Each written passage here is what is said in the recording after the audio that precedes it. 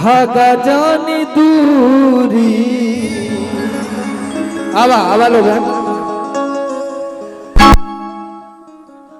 सबर के बांधिया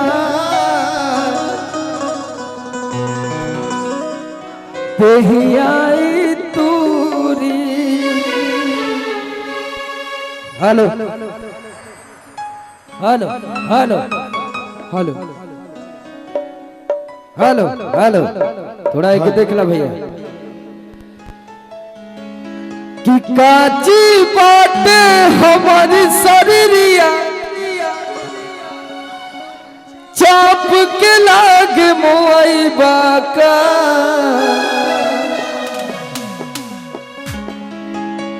हर की आज के रतिया चांद के पार ले जाइबा का।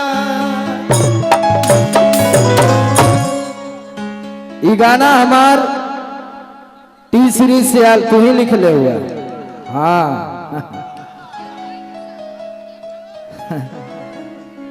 किनारे हो जा बाबू लगवा अशोक सिंह के तुरंते लगी इतना फाइट ना कि तुरंत अशोक सिंह से मिले लगवा का हो। चला हर की काची बाटे हमारी शरीरिया चाप के लागे मोई बाका। आज के रतिया चांद के पार ले गई बाका। आज के रतिया चांद के पार ले गई बाका। आज के रतिया चांद के पार ले गई बाका। आज के रतिया चांद के पार ले गई। और वाइट लाइट वाले भैया इसको वाइट ही गाने दीजिए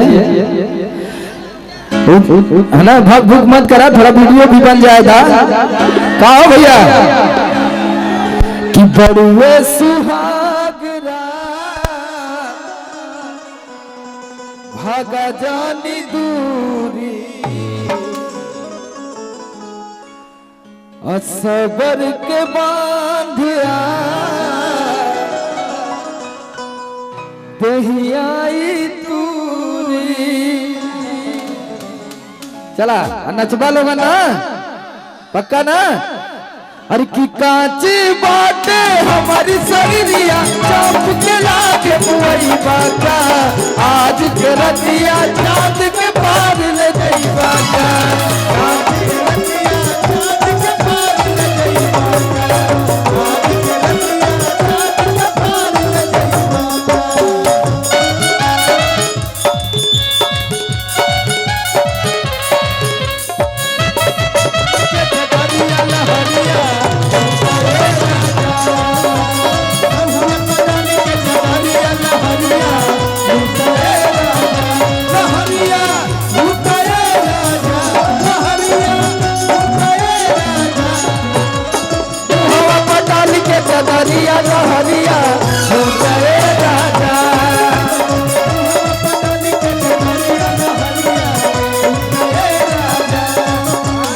आज के रतिया चांद के पार ले गई बाका।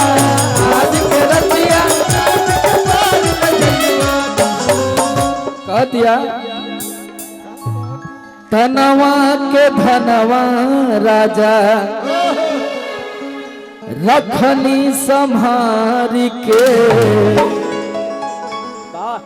तुहार भैया का कहता और किले वे दमाजा रानी सरिया के तारी के। देवे दमाजा रानी सरिया के तारी के। देवे दमाजा रानी सरिया के तारी के। धनवा के धनवा राजा रखनी संभार के। लेवे दमाजा राजा सरिया के तार के। लेवे दमाजा राजा सरिया के तार के। लेवे दमाजा राजा सरिया के हर की कोरी कष्ट होई ट्रक चाप के लाग लागे मुई बाका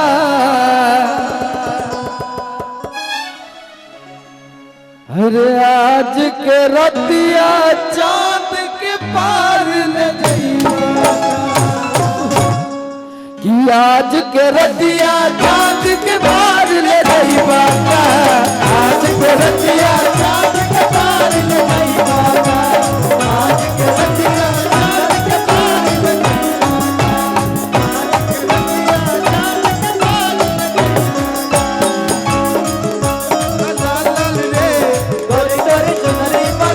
रोड पे चले लू कमाल चल रे थोड़ी देरी चुनरी बना रे आज के रतिया चांद के पार ले जाइबा आज के रतिया चांद के पार ले जाइबा आज के रतिया चांद के पार